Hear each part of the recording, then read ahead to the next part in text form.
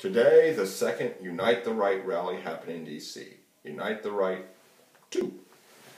However, it was not very big. Only somewhere between 20 and 40 people showed up for the Unite the Right rally, and they were vastly outnumbered by the counter-protesters.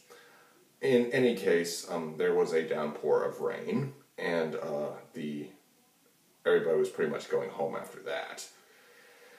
And pretty much the only thing the only thing the alt-right people found there was the police and counter-protesters rather than each other. This was not Charlottesville. Not that the D.C. police were going to let it turn into that. No, sir.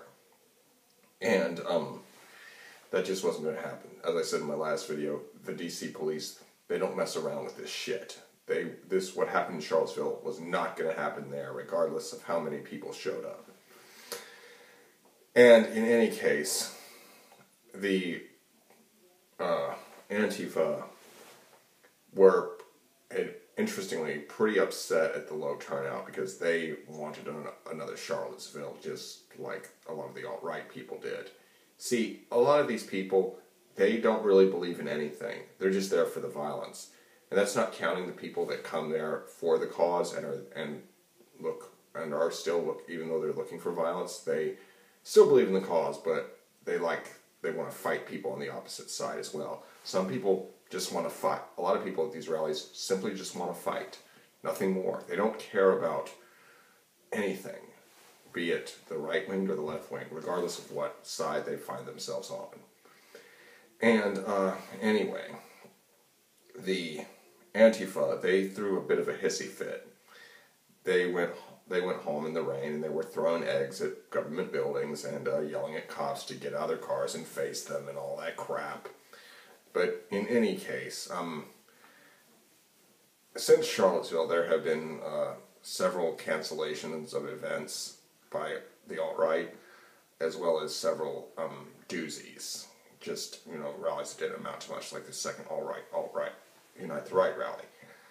And in any case, there are several reasons for this. One, a lot of people knew that the D.C. police were not going to put up with this shit like they did at Charlottesville.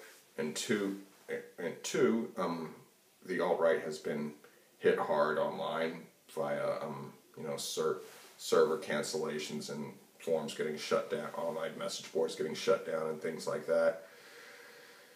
Yeah, it's just, their lines of communication and organizing are getting hit pretty hard. And in any case, and a lot of these guys have jobs. They have lives outside of political organizing, unlike a lot of people in Antifa and in Black Lives Matter. So, in any case, yeah, that's a lot of the problem right there. However,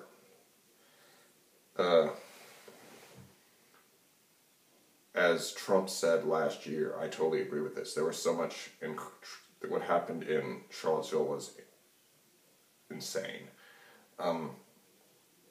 There was so much stuff there was so much unacceptable behavior on many sides, and I know Arnold Schwarzenegger said there are no two sides to bigotry. Oh yes, there are.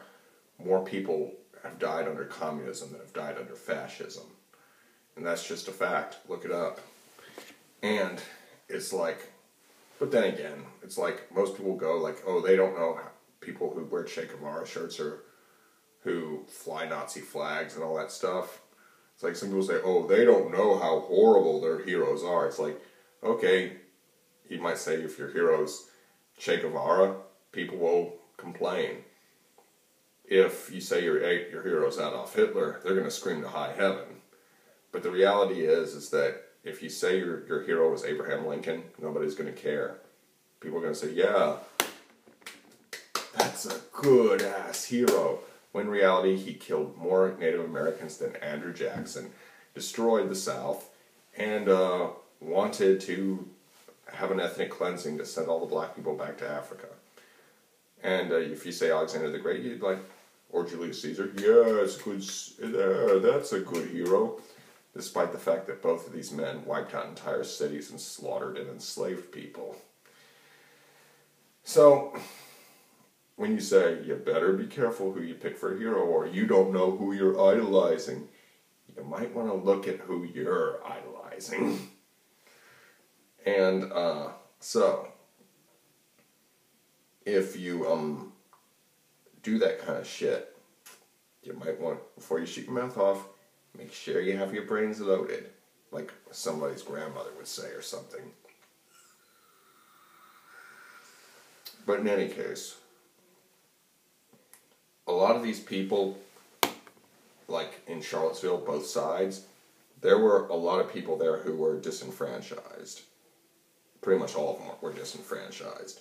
They have been rejected by regular society, mainstream society, and they can't find a place there. So they turn to alternate forms of acceptance on the fringe. They find, be it Nazism, communism, the Ku Klux Klan, Black Lives Matter, anything like that, or by any means necessary, whatever. And they get together in these groups and they find camaraderie, they find friendship, they find acceptance, and they find some sort of peace. And therefore they become very tied and devoted to these groups. In any case, I hope you enjoyed this video. I hope you found it enlightening. Like, comment, share, and subscribe. Bye.